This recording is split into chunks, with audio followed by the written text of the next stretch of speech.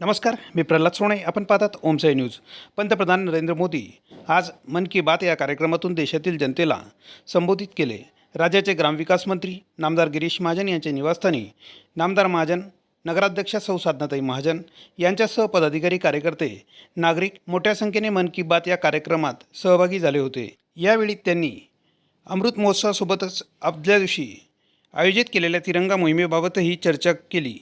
पंतप्रधान मोदी म्हणाले की स्वातंत्र्याच्या या महिन्यात आपल्या संपूर्ण देशात प्रत्येक शहरात, प्रत्येक गावात अमृत महोत्सवाची अमृतधारा वाहत आहे. अमृत महोत्सव आणि स्वातंत्र्य दिनाच्या या विशेष प्रसंगी आपण देशाच्या सामूहिक शक्तीचे दर्शन घेतले.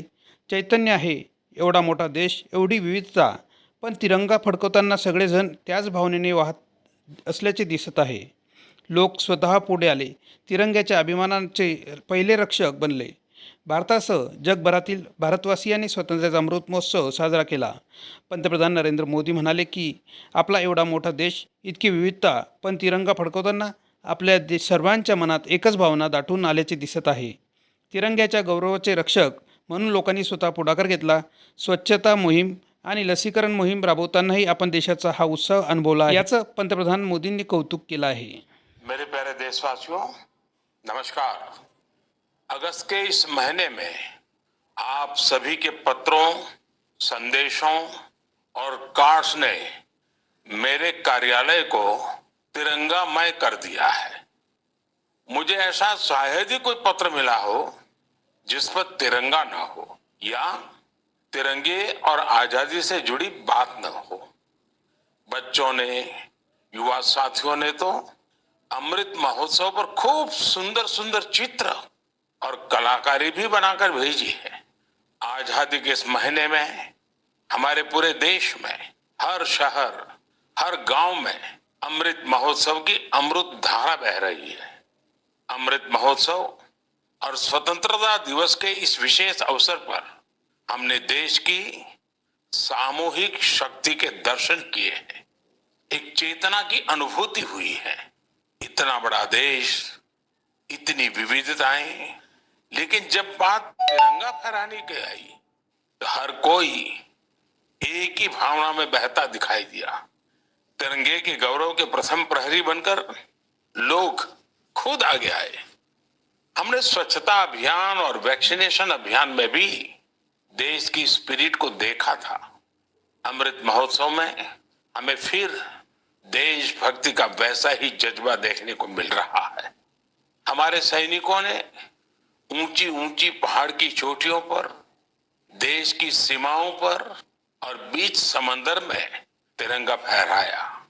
लोगों ने तिरंगा अभियान के लिए अलग अलग इनोवेटिव आइडियाज भी निकाले, जैसे युवा साथी कृष्णिल अनिल जी ने।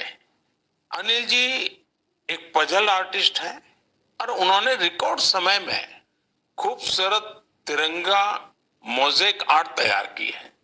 कर्नाटका के कोलार में लोगों ने 630 फीट लंबा और 205 फीट चौड़ा तिरंगा पकड़कर अनूठा दृश्य प्रस्तुत किया।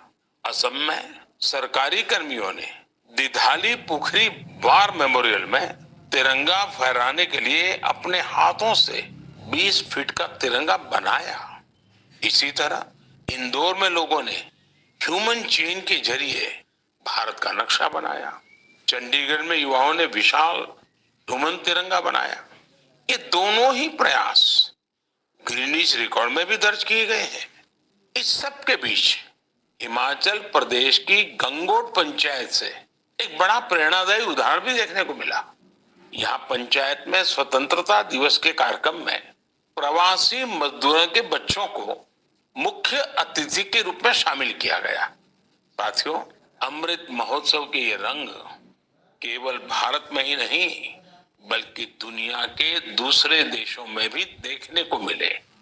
बोत्सवाना में वहां के रहने वाले स्थानीय सिंगर्स ने भारत की आजादी के 75 साल मनाने के लिए देशभक्ति के 75 गीत गाए। इसमें और भी खास बात यह है, ये 75 गीत हिंदी, पंजाबी, गुजराती, बांग्ला, असमिया, तमिल, तेलुगु, कन्नड़ा और संस्कृत जैसी भाषाओं में गाए गए। इसी तरह नामीबिया ने भारत नामीबिया के सांस्कृतिक पारंपरिक संबंधों पर विशेष नेम जारी किया है। साथियों, मैं और एक खुशी की बात बताना चाहता हूं। अभी कुछ दिन पहले मुझे भारत सरकार के सूचना